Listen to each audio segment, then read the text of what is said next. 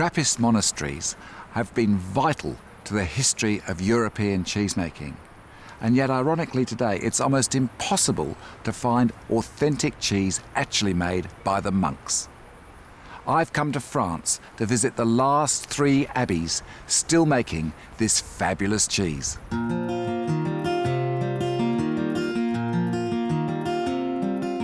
The Trappists are a branch of the Roman Catholic order of Cistercians, founded at Cîteaux near Dijon in eastern France during the 11th century.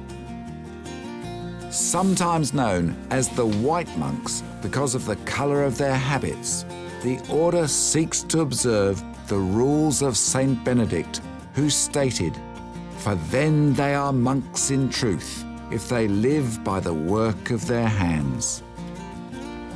The emphasis of Cistercian monastic life is on manual labour and self-sufficiency, and the Trappist branch takes its name from La Trappe Abbey in Normandy, where the idea of the order was originally formed in the 16th century.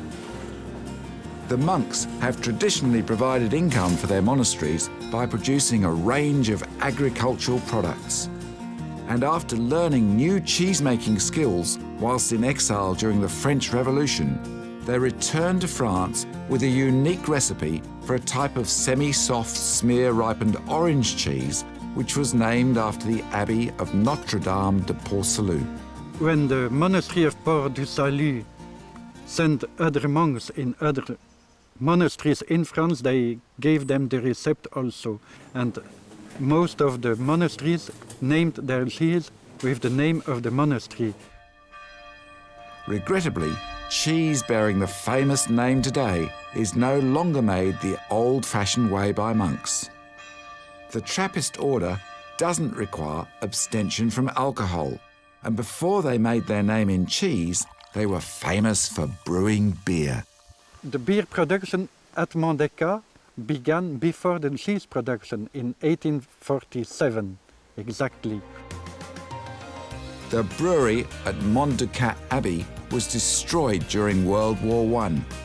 And the reason I've come here is to see how the closest remaining example of the original Port-Salut cheese is still made. The monks have been producing this cheese here since 1890, and it has been the primary source of income for years. But recently, they opened a small shop and began to once again sell bottle-conditioned beer brewed at the Chimay Monastery just across the border in Belgium.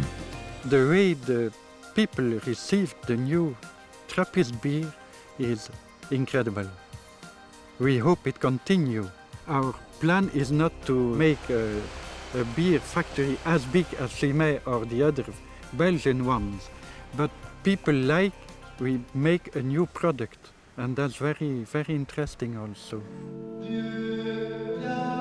One of the biggest challenges facing the Trappist movement in France today is a shortage of monks. According to Brother Bernard, this abbey was once home to over 150 monks, but today there are less than 30.